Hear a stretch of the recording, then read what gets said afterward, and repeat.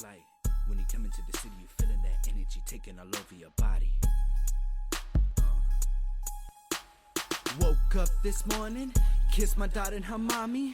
Out here getting this money, no sleep, I'm a living dream. Dollar after dollar that I spend on my name. Amateur with pro ambition to blame. Put in work, jerk, beef, really don't care about that. Let's you try it out under the sun for a snack. It's a fact, there's nothing new under the sun. Bite is for one, I'ma party till this music's gone. Chill out and enjoy the fun. My bones, my infection knows. Oh, I can't feel the scratch of the itch. Honestly, I ain't living without it. I woke up this morning, kissed my daughter and her mommy.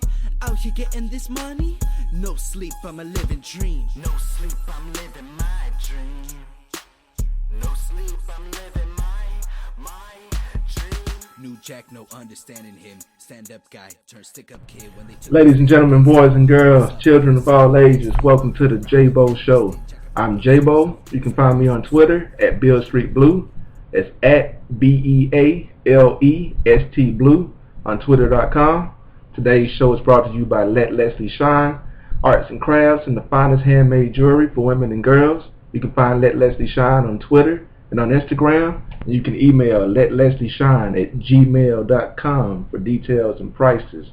We just listened to Woke Up by Grime Lab. I have the talented graffiti artist, graphic designer, rapper, producer, musician, very, very skilled and talented man, Mr. Grime Lab is in the building. Thanks for coming to the show, man. Yeah, thank you for having me. Oh, you're I welcome. definitely Man. appreciate it. You're welcome. So who made the instrumental for that song, Woke Up? Woke Up, it was produced by my friend Tony Slomo. Slomo also produces for Young Nation, among other groups. Actually, he showed me a song with, what's this guy's name? Cool Keith. Okay. Got a Cool Keith song. Okay. He talked to Cool Keith in person, actually produced a really? Cool Keith track. Oh, okay. So they're actually going to release that music video coming up pretty soon. Yeah. All right. So what is the Woke Up song about? Woke Up, I took a big hiatus from music, from art. When my baby was born, she actually just turned 1 yesterday. Okay. When she was born, it kind of had that idea, wake up and achieve your dreams or go after. Her being born was a big eye-opener for me. I feel like I definitely wanted just to go after and be more serious with my music. Mm-hmm. So it was also a change with my music. When I recorded Woke Up, it was January of this year. Mm-hmm. I got back into music without recording not even a song for over a year, almost a year it seems, since she was born, past that. And it was kind of like, you know what, I'm going to wake up and make a good motivating music for people just to drive to work, the 9 to 5, waking up early in the morning. It has no cussing, and the communication's really there just to be a very motivating piece, just to maybe just a theme song for me to wake up and go to work every day. Okay. That was kind of the idea behind that track. Do you have any more messages in your music? Oh, I definitely do it. I try to talk about something personal or something I feel important now in every single song I record. I'm trying to record a 10-song project. So far I got 6. Woke Up is one of them. In each song I'm trying to talk about another message to me that's important. And not only that, just kind of a good message for somebody else to hear it. And then also with using cuss words, to me in the past, I feel like it kind of polarizes audiences. Certain people aren't going to let their kid listen to cuss words, because they're not talking about nothing. Mm-hmm. But I also feel like people could use a cuss word and it'd be powerful when they say it. Mm-hmm. But right now with my music, I choose not to even use cuss words in it, because I feel like it just makes it better, and that more where you can actually listen to the words and get what the poet message is, instead of he said fuck, or he said the N word, he said damn, just all this stuff. I feel like it's ignorant. People really are ignorant using a poetry art and not using a good message with their music, because people listen to it. It's powerful. So what's your rap name? I go by Grime Lab. I used to go by Mr. Okay. So it's kind of like now I'm more graduating to Grime Lab as a rapper, because I'm trying to focus as that as a brand. All right. So you use Grime Lab as your rap name? I use it as my rap name. Yeah. And your graffiti artist name? No, I don't use Grime Lab as my graffiti artist. Okay. I write something else completely separate. But okay. If I do graffiti, I'll normally throw a shout out, because Grime Lab does graffiti. But okay. when I do graffiti, I'm not actually writing Grime Lab out. I'm writing something else. Okay.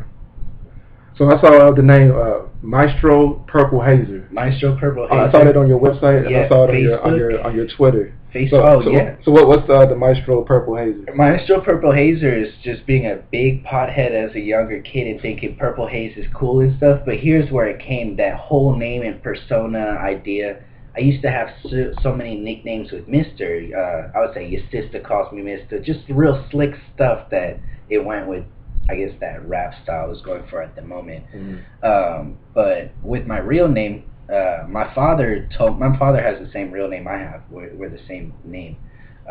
So I guess a friend of his was looking for him on Facebook and said, I can't find you, but I keep finding this fool who does graffiti. And, a bunch of people says, following him, so I think that's you.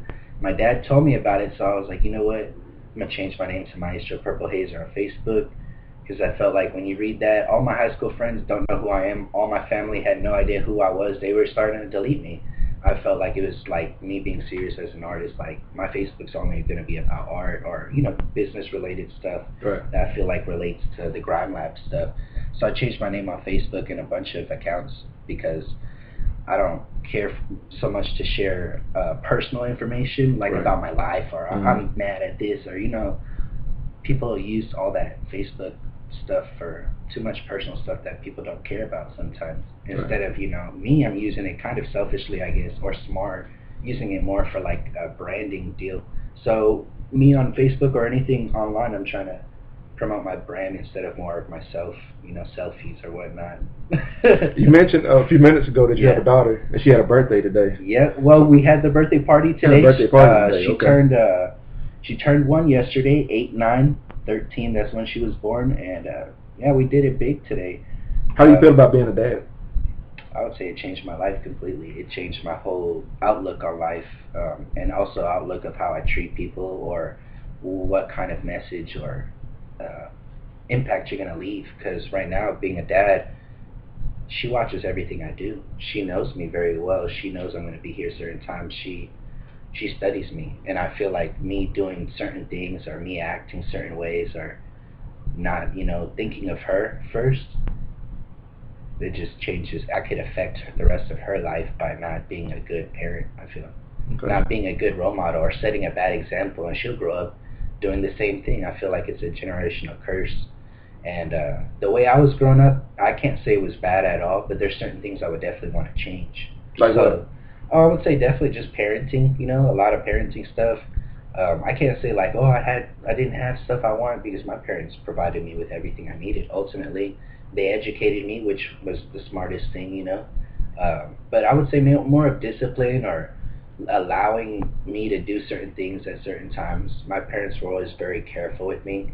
When I was a child, actually, I had a bad accident. They thought I was going to die.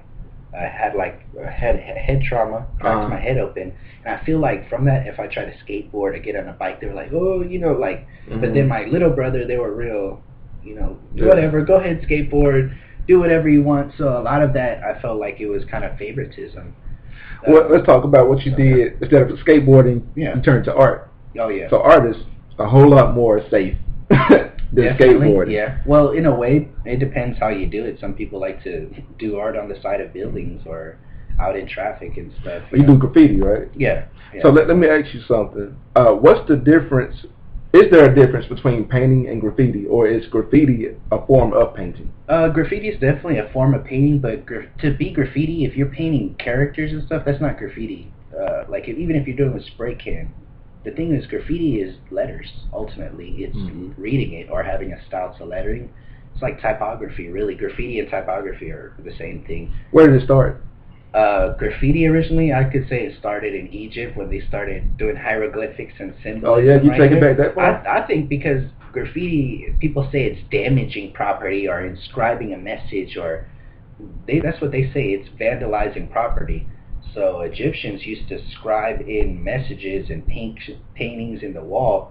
There's people who scratch the walls with keys and stuff, and that's graffiti. So I think it's like that, where it really blew up to a form of spray paint in New York.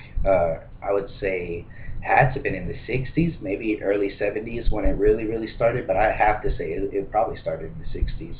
Is it illegal? Graffiti? Yeah, is graffiti illegal? It depends. A lot of people do it illegally, and some people have permission to do it. It is illegal to grab a spray can and just damage property that isn't yours. Somebody can put you to jail for that, definitely. It is illegal. So did you go to school to learn how to paint? I didn't go to school to learn how to paint, but I did go to school for graphic design. I did take fine art classes and a lot of drawing classes with it. I felt like it really was a big tool to help me evolve and be more serious about it. Really, I wanted to paint. My parents told me, oh, I'm going to put you in graphic design. I had no idea what graphic design was. And it turned out it was, painting on a computer, or, doing an advertisement. It's a form of art. So I'm glad my mom did that because I wanted to be a painter. What I paint is crazy. It's abstract, Okay. Not that I say it doesn't sell, but my mom really put me on the path saying, you're going to do graphic design because I see what you could do, but I wanted to do so much stuff, skateboard, be out at night, all this stuff instead of focus on a career. So did the graphic design happen in grade school or after grade school? It happened after grade school. So where did you go to school? I was in school completely in Puerto Rico. I was also born in Germany, moved to Texas, gone to school. My parents were military. My dad was Army, so I moved around a lot. Like I said, born out in Germany, went to school like 8 years out there, came to school here in Texas a couple years, and then went to school in Puerto Rico for a long time. So anytime, I would say high school, junior high, that was all in Puerto Rico. And then also college, went to school for a bit in Puerto Rico. Okay. So why did you choose the name Grime Lab? What does Grime Lab mean? Grime Lab to me was like a collection. First of all, I thought of it like a scientific lab, like just a good, this is your area where you create and you're going to experiment. And grime, a lot of people would want to be street or have that street appeal. And to me, skateboarding, doing graffiti, doing hip-hop music, doing beats, it's all real street. It's all just raw. I wanted something raw, gutter, maybe just dirty. What it is, grimy to me was just one of those words like, ooh, that's grimy, or it's just a grimy form of art. And I feel like it's just Grime Lab is me collecting everything I do, all the talent I have with art, and putting into, okay, it's a Grime Lab song, it's a Grime Lab art piece, it's Grime Lab. And my style of art is very messy too. It's real, it's not just clean, modern, or contemporary. It's real messy, abstract, experimental. So that's why I feel like Grime Lab was a good name to represent that. Was your mom the first person to discover that you had a talent for making art? I wonder. I would feel like my dad was the one to acknowledge it. My dad was really hard, and he was real honest opinion. So when I think I started drawing, he would actually tell me or acknowledge, oh, you're good at art. My dad was real busy though, so he didn't really show me a lot. I wouldn't say he was, around all the time. Of course, he was always departed, with the military. But I remember one time that he just had a time and he talked to me. I was coloring. He was like, this is how you color. You color inside the lines and you do it all in lines like this. When you were a kid? I was a kid. I had to have been 7 years old. And I feel like my dad never taught me anything of art. And he's a great artist. He said he used to paint me. I could see him draw all the time. He never taught me how to draw. But that one time he told me to color inside the lines and do lines so like this so it would be even the color instead of just scratching in circles. That stuck with me ever since. I still use that technique, and I remember that. That one time? Yeah, just color inside the lines and make all these lines straight and layer it, So do you think to a significant degree that your talent for making art is genetic? I definitely think so. My dad was a professional salsa singer as well. He'd play congas, get on trombone. He's very versatile. Percussionist. Oh, man, he's amazing. Every time, me growing up as a kid, like I said, my dad was huge. He played salsa every day in the club, at home or in the club or whatever it be. He performed a lot. He was a very showman. He performed. A lot of my childhood would go to little shows. They're doing kind of like traditional Puerto Rican dances and performances and stuff. So I would see that all the time, be exposed to that. Waking up Sunday morning early and he's got his salsa music blasting out the Bose speakers, and then he's doing the conga on the side. Just like singing to the music, like just into it. That's what he did. That's what he did for fun. So I think definitely, and he told me too, you got it. You do exactly what I like to do as a kid. I wish I was you and actually did it and didn't join the military in the Army. That's great. So that was one of those things. It was a big push to be serious about it. I see the names Ruth and Sarah and more than one piece of art on your website. Who is Ruth and who is Sarah? Ruth is my daughter. All right. And Sarah's my partner, girlfriend. All right. Ruth's mother, yeah. I'll put them out, like little shout-outs every now and then. I just, thinking of them or love them. And they also get mad. Sarah gets mad when I give Ruth a shout-out and she doesn't get one. Oh, really? So you might see a few pieces where it just has a Ruth shout-out because I'm, like, fighting with her or whatever. Like, you know what, I'll give her the I'm not even going to put Sarah's name on it. She won't even want to look at the piece. She's like, what? Ruth got a shout-out and I did it.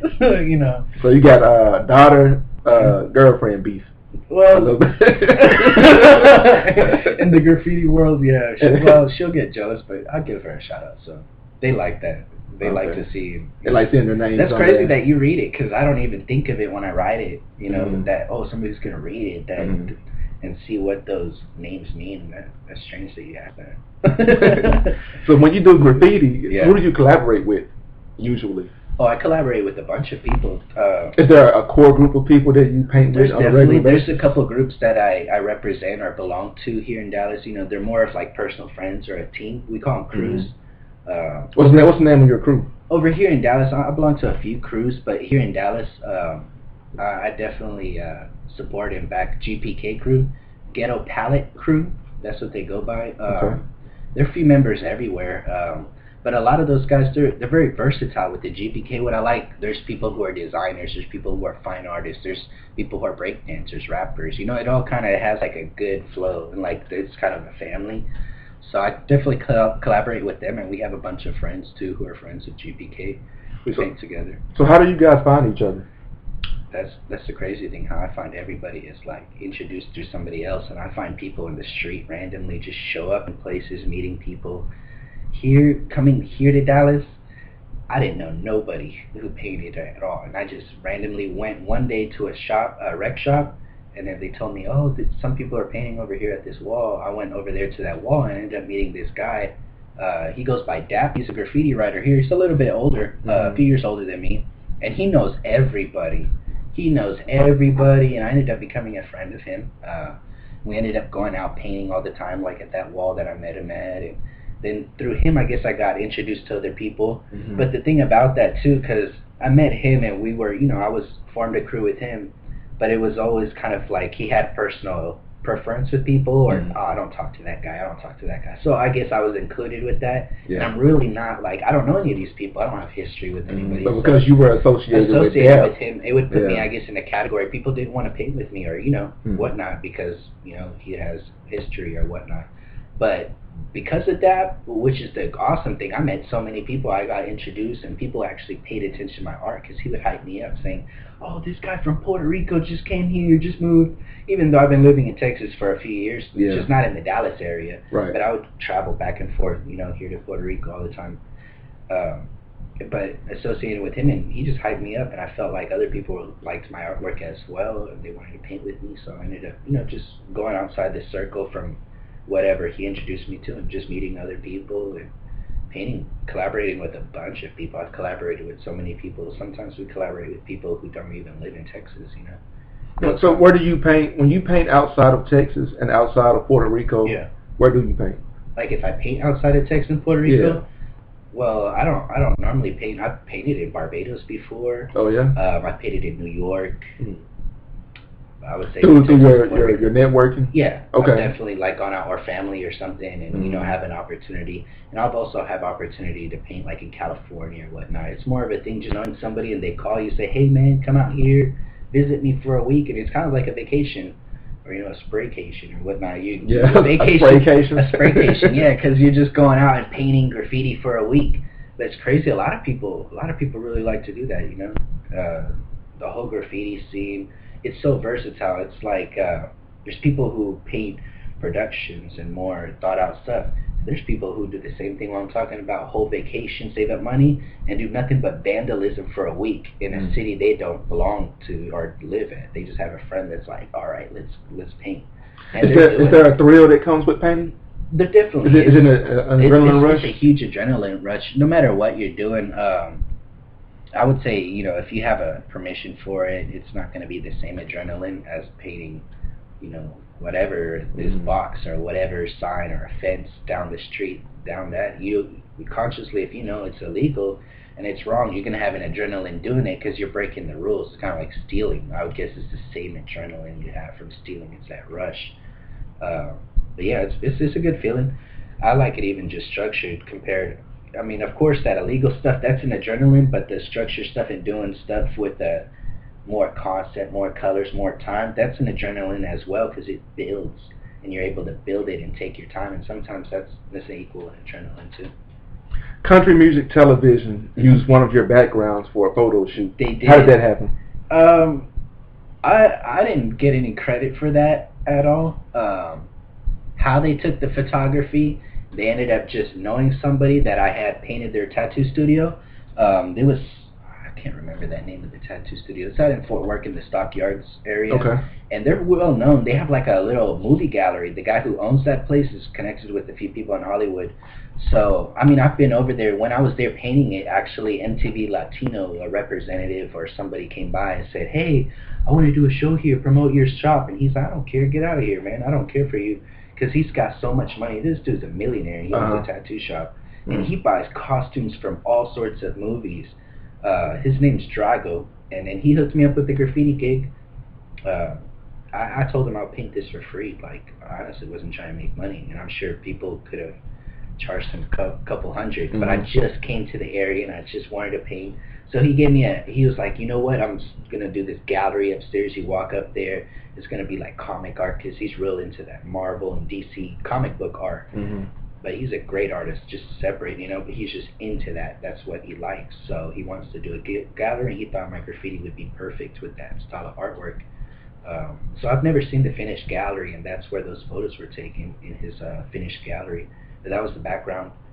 Painted that, and he just gave me $20 for Whataburger, pretty much. And I was cool with that. It? You were cool with that? I drove all the way from Carrollton to Fort Worth, spent a lot of money on paint, but all for free. That's the crazy thing. A lot of people. So you have a passion for it, though. Oh, I'm super passionate. And when you're passionate about it, it's not always about the money. It's not about the money, and it's not even about if it costs. You know, it's like, man, I gotta save $50, $75 so I could paint one mural for free, and nobody's gonna pay it. Who knows? I don't even think about if people see it. I don't think like, oh, I'm gonna paint this certain way so other people could think about it. I like to just see it for myself when I'm doing it, or have that connection with it. So I do it. It's completely like, I'll spend easily $40 every time I paint something that has, you know, just my letters. Are there specific stores you can go to buy supplies to do graffiti, or do you pretty much just use what you have? You could go to Home Depot, Walmart, and buy, you know, paint.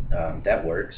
A lot of people who are heavily into graffiti buy paint from Home Depot, Walmart. You could get special graffiti paint as well. I would say here in the Dallas area, there's not like a great store, I would say, that has great prices that's more for graffiti artists. It's more just like a popular type of deal. So there's a few stores that do carry it, you know, like pipe shops and skateboard stores.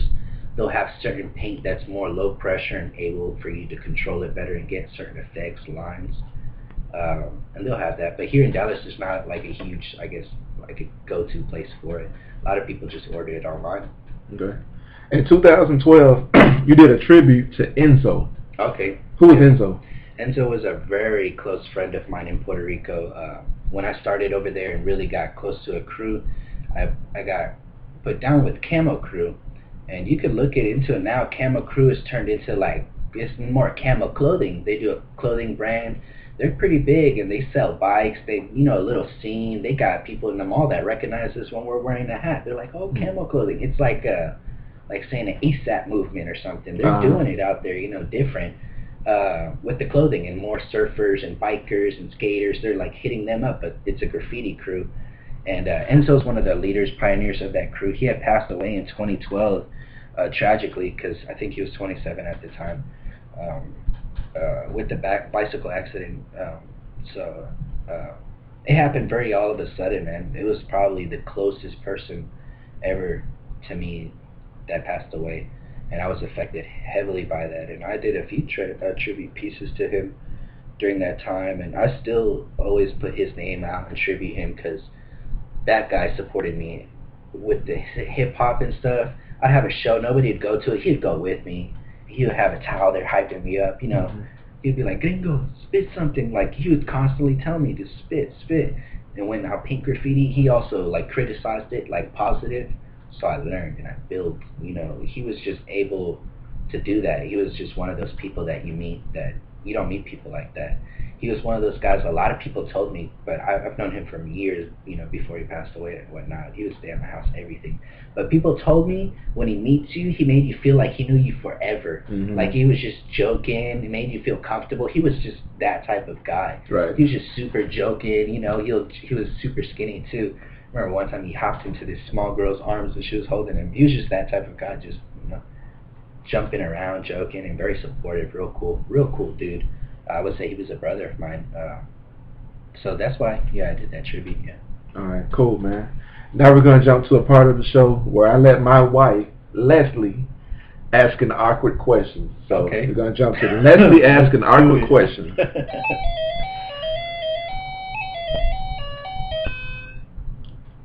Why do men have nipples? So we could touch them.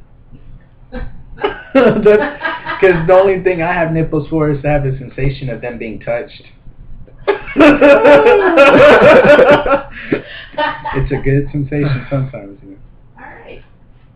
Our next game is called Slang Thing. What I'm going to do is I'm going to throw out some slang that I saw on your website that pertains to graffiti. Okay. I don't know what they mean. I just saw these words. I don't know what they mean. Really? So I'm going to throw out certain slang to you. I'm going to say the word and you just tell me what it Hopefully means. Hopefully it wasn't just a typo. Alright, cool.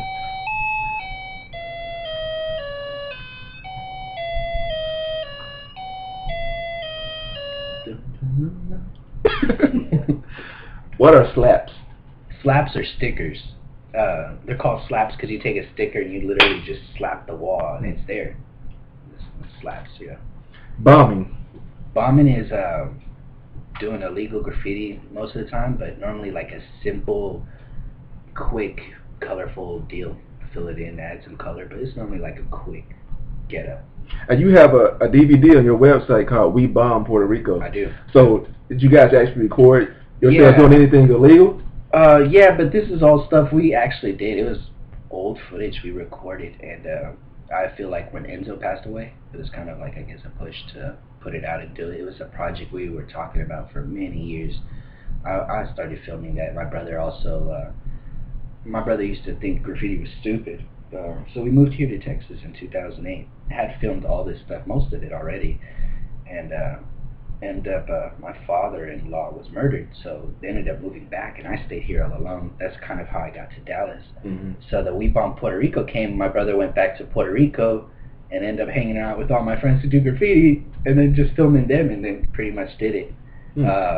Some of it is legal, but most of it bombing. When it said We Bomb Puerto Rico, it's just full of live action, street lifestyle. What it is, people getting drunk, getting high, bombing, having fun, getting into spots they're not supposed to be, being on rooftops. I mean, the footage in there is awesome, and it deserves to be put out. But it's also one of those things, like, we honestly don't care. I mean, I don't care, but it's illegal. All the faces are there blurred, so you don't know who's doing who, but or who's doing what, you know. But yeah, it's a lot of people even just submitted footage to us because they wanted to be part of it. So they recorded themselves doing whatever crime, you know, send it over to us, and we make a live, you know, type of scene with it.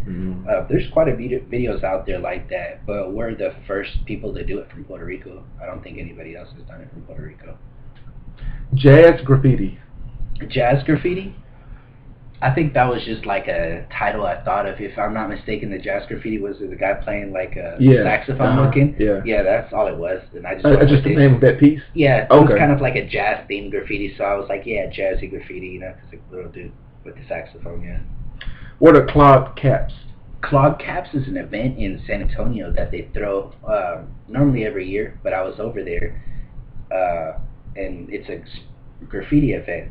But also what clogged caps are is caps that get clogged full of paint. You know, when you paint, that paint eventually gets really stuck in there. Well, let me correct that. No, I don't know. I never Okay. painted anything. Well, if you've ever painted anything, and especially with paint, normally with this house stuff, it never happens. But with spray paint, if you do multiple layers of spray paint and just get in there, eventually it gets clogged up and the paint gets stuck. So that's what a clog cap is. Oh, okay. Graffiti writers have tons of clog caps because they're just using tons of paint and different nozzles, trying to do like a skinny nozzle or nozzle to get like a real thin line. That's normally how you clog caps, using those, you know, designer, I call them designer caps because they're designed for a graffiti or an artist line to get certain lines. Okay. Yeah. All right. So we got one more game. Our last game is going to be called To Get to Know You Better. Awesome.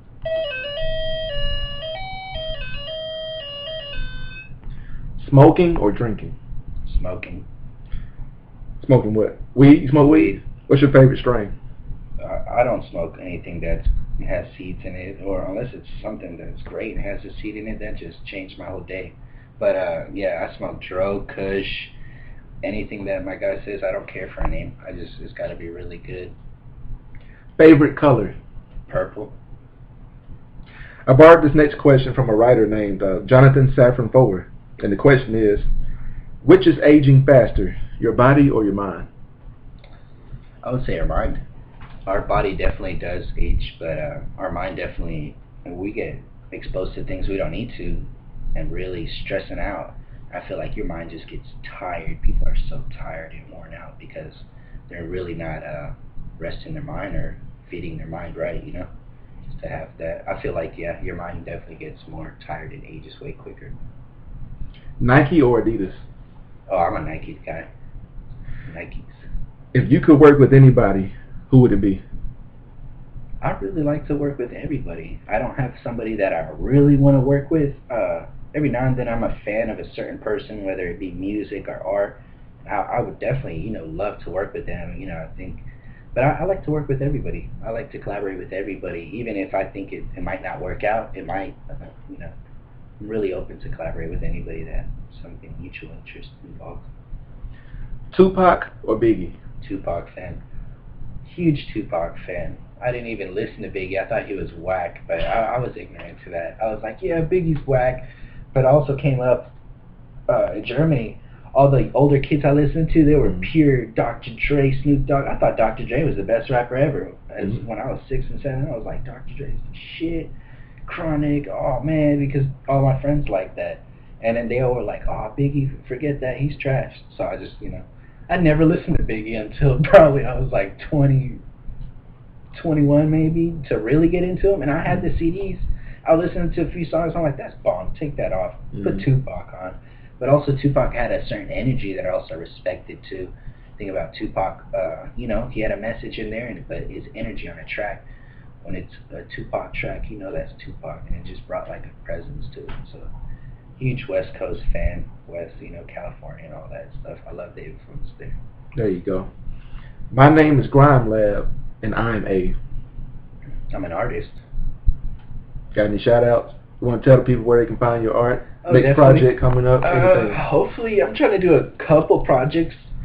Right now, just balancing that in family life. I have the website, www.thegrimelab.com.